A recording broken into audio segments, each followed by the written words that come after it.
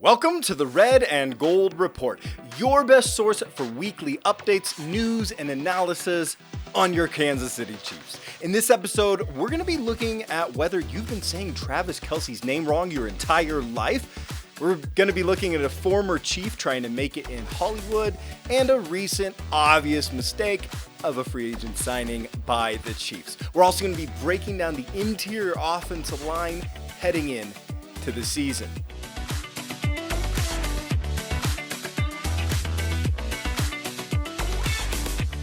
And hey, if you want to be getting weekly Chiefs news and updates brought to you by a guy who still remembers the Price Chopper Chiefs and Chopper commercials, you gotta hit the subscribe button to subscribe to this channel on YouTube. In recent Chiefs news, we found out that we all might be saying Travis Kelce's name wrong. Suddenly, somehow, we're not sure how to say Travis Kelce's last name. That's right. You might have been butchering the Chiefs' star tight end's last name for years. In recent podcasts, Travis Kelce is heard saying that his real name is Travis Kelce. I got Kelce and then Kelce. My real name is Kelce, so I just kind of roll with the punches. Kelce. After a ton of online chatter, he tried to correct the statement, saying that he says it Kelce, his dad says it Kelce, but his dad's family says it Kelce. Then he said one's a nickname and the other one's a real name. But he didn't tell us which one's which. So, Travis, thank you for making this as confusing for me as when I try to spell the word Wednesday. W-E-N-D. No, but here's my theory. I think Travis is just messing with all of us. In other news, legendary Chiefs tight end Tony Gonzalez is leaving his post as an analyst for Fox News to try to make a go at TV and movies in Hollywood. Apparently, I totally missed that Gonzalez has been on TV in shows like NCIS. He was also apparently in the movie The Return of Xander Cage, which starred Vin Diesel, which maybe if Tony had done the voiceover for Diesel in the movie, I could have understood what in the world Vin Diesel was saying in that forgettable movie. In signing news, the Chiefs re-signed defensive end Alex Okafor. As the Chiefs' weakest position, and with Frank Clark likely looking at a suspension for his gun obsession, signing a defensive end was the right move.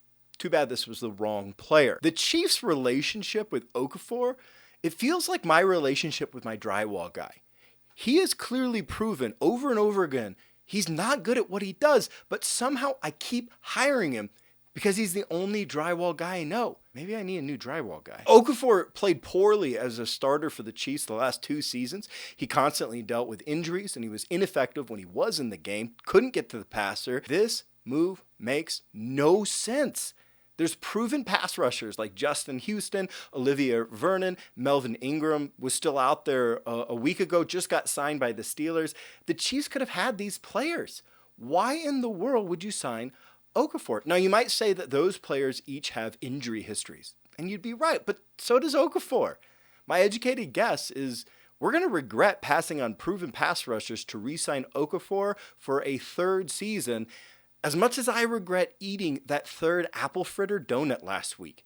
It's gonna hurt. In other Chiefs news, Andy Reid reported that the Chiefs are one of 6 teams who now have over 90% of their players vaccinated against COVID-19. This is good news since the NFL seems to be toying with the idea of punishing teams with forfeits who have COVID outbreaks in this next season. But am I the only one in the world who thinks it's super strange that when I go to the doctor's office, I have to sign like 37 pages of HIPAA privacy paperwork? But meanwhile, the NFL is just publicly releasing all of this private healthcare information on which players are or are not vaccinated. I mean, am I the only person that thinks this is strange? Okay, maybe I am. In other Chiefs news, people on the internet are pretending like they're surprised that former Chiefs starting offensive center Austin Reiter has still not been signed and was allowed to walk right through the door in free agency.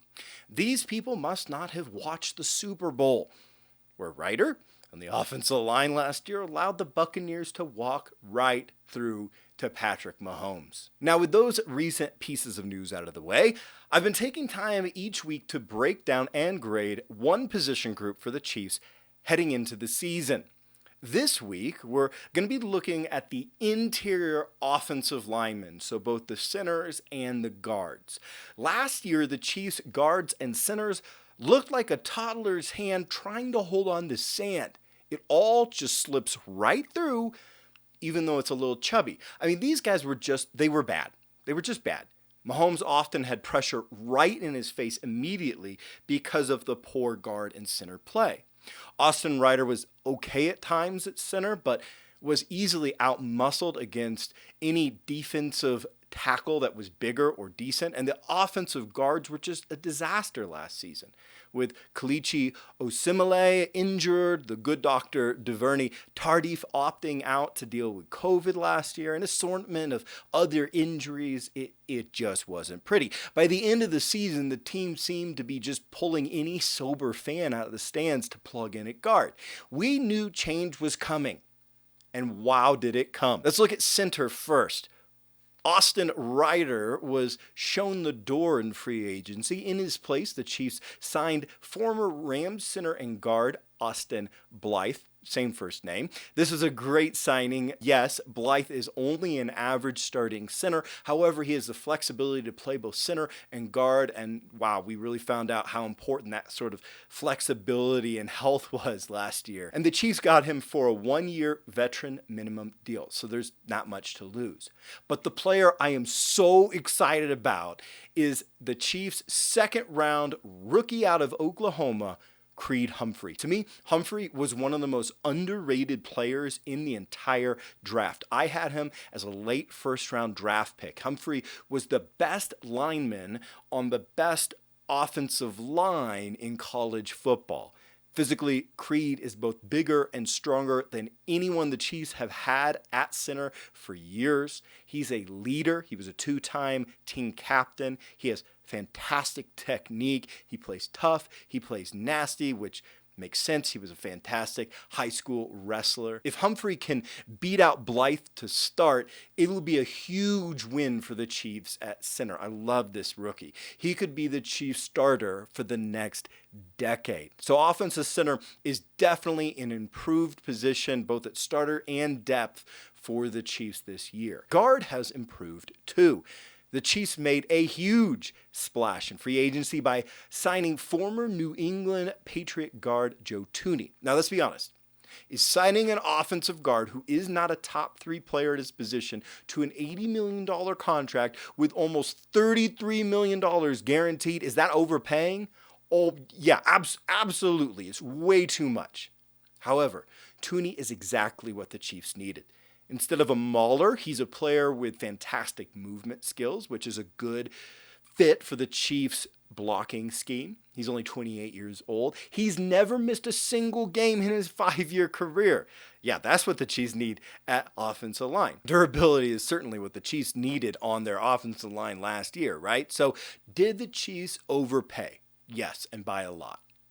But they also got exactly what they needed. Thuney will slide right into the left guard spot for years to come. Now that brings us to right guard, a very interesting position for the Chiefs this year.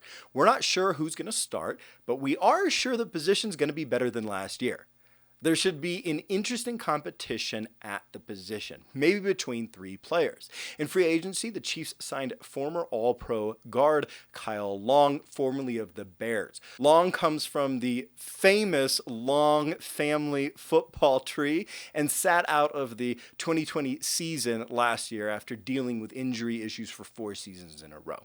However, if he's healthy, which he already got nicked up in the offseason, but if he's healthy, he has played at an all-pro level before. The media oddly reported the deal as a 1-year, $5 million contract, but that's not really correct. It can be worth that much if Long stays healthy, but if not, he's only going to be making $1.5 million according to Spot Track. So it was a great low-risk, high-reward sort of signing for the Chiefs. Competing with Long for the starter spot is also a player who missed last season, Laurent Duvernay Tardif. The Canadian is also a doctor, so he took the season off to help with COVID in his home country. And also probably to eat a bunch of maple syrup and poutine. As a doctor and a former 6th round pick who rose to be a starter, he's got a great story. Laurent was a starter across 5 seasons for the Chiefs, which is awesome for being drafted that late. The problem was that he had injury issues throughout. He never started a full season.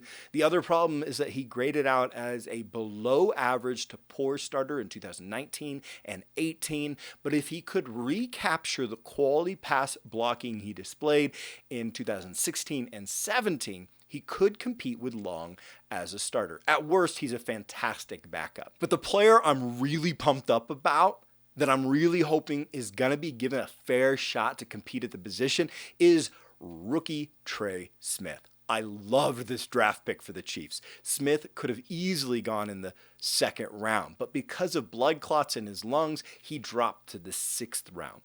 But you know what? Those clots didn't hurt him at all at the University of Tennessee, where he was an All-American. I mean, look, I get that he is a power blocker without elite quickness, and he doesn't quite fit the Chiefs' scheme, but I don't care.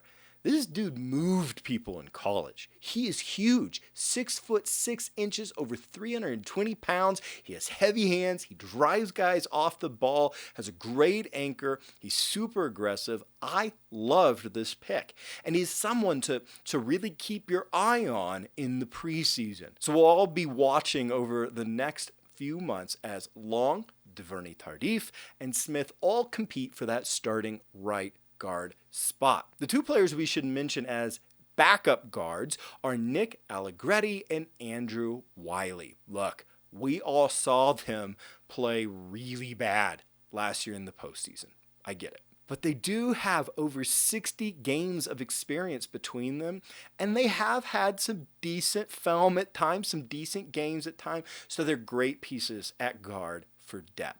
So all in all, at interior offensive line, the Chiefs have massively upgraded a group that really hurt the team late last year. Tooney is a fantastic player. Humphrey, yeah, he's a rookie, but man, I believe in him.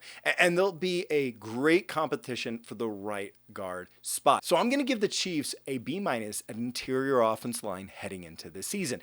Mostly just because we don't know who's going to be starting. That could really easily become a B+ or A- if Long is healthy and if Humphrey jumps Blythe on the depth chart. So there's your Chiefs news. For more weekly updates on all the Chiefs news you need, make sure to subscribe right here to the Red and Gold Report on YouTube.